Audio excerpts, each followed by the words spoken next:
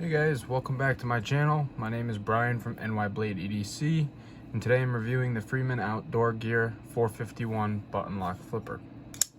This one is a unique knife sent to me by my friend, New York Knife Guy. He's a fantastic guy. Let me get this thing out here for you. Go give him a follow on Instagram. He's a fantastic guy. He's been nothing but great to me since I got to know him. So check him out. Give him some love on the gram. Now onto the knife. So you get a 3.7 inch blade. This one happens to be the S35 VN version.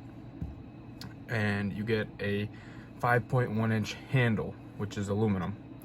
And then you got this nice little carbon fiber inlay in there. Looks nice. Overall length of 8.8 inches. So it's a fairly large knife. Some people would say too big, some people would say not big enough. I say it's right in that good size for me, so we'll get into that later.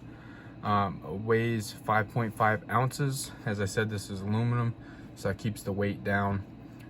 Titanium, I don't know if it'd be any that much lighter, or if lighter at all. It'd probably be about equal, maybe even heavier. I'm mixing up my chemicals and chemistry stuff. My chemistry professor would be mad at me if I forgot about that, but thank God she's not watching. So this thing is a button lock flipper. I was never big on button locks until I got to handle a few of them. It's kind of how it goes with me. I'm not a fan of something until I try it.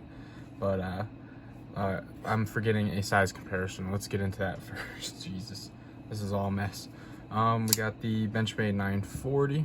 As you can see, is quite a bit smaller overall, lengthwise and widthwise.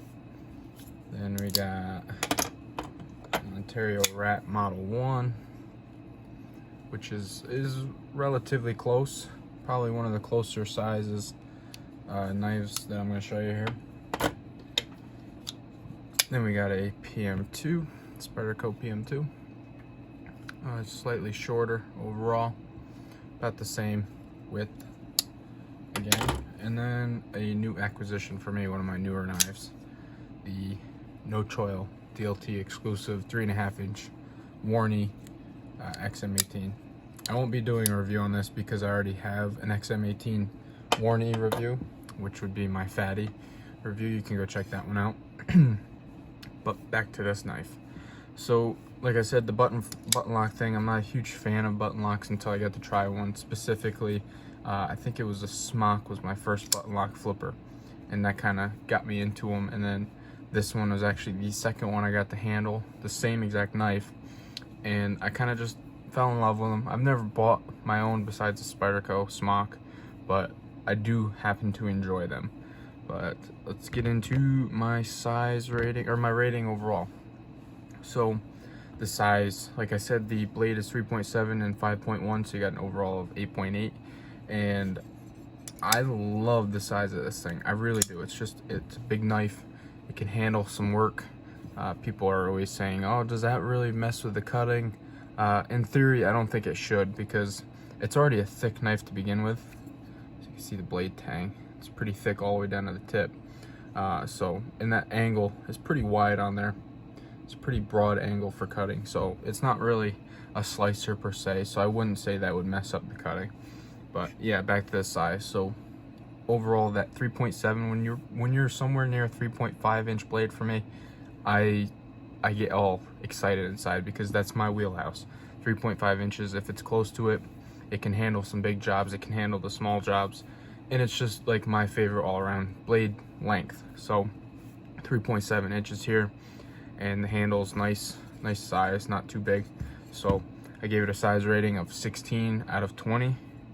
And then onto Ergos. As you can see, the handle is got a nice front choil here, and then a secondary back here.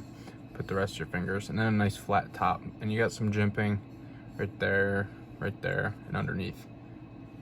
And it fits the hand nice, fills the hand very nicely, I should say.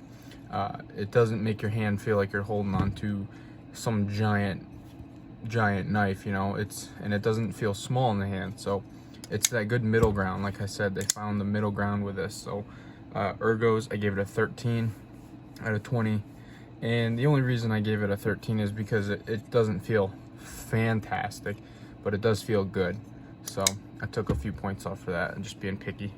But fit and finish, here's where I found the first problem with this knife.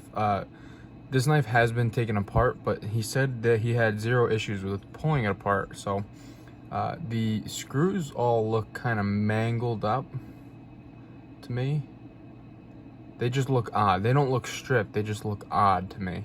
And I don't know what it is. The pivot looks fine, but these scale screws, they all look odd, you know? They're not stripped, but you don't have to worry about that one. That's a flathead.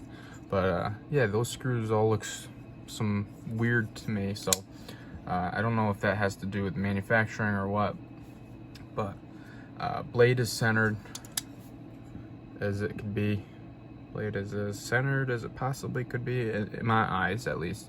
And then another thing is lock stick. So this one specifically is the only one I handled of this model, but other button lock flippers I've handled do not have lock stick. So this one is audible and very, you can feel it's very tangible. That was the word I was looking for. You can definitely feel it, and it's an irritating thing, you know, but it's nothing major. The lockup on this is solid all the way around, I must add, but there's some lock stick. So a fit and finish of 12 out of 20, which is still pretty good. And then onto the action. Basically, I've said this before, button lock flippers have become the most addicting knives to flip because you can just rapid fire them so quickly. That was a dud on my part there. So it opens with authority and it drops shut with authority, and it just makes a nice cool thwack, and it's so smooth. It's on bearings, so you don't have to worry about it being smooth because it is smooth. And it's got a heavy blade, so it comes down hard, so keep your fingers out of the way or else you're gonna lose them. Not lose them, but cut them. So action, I gave a 15 out of 20.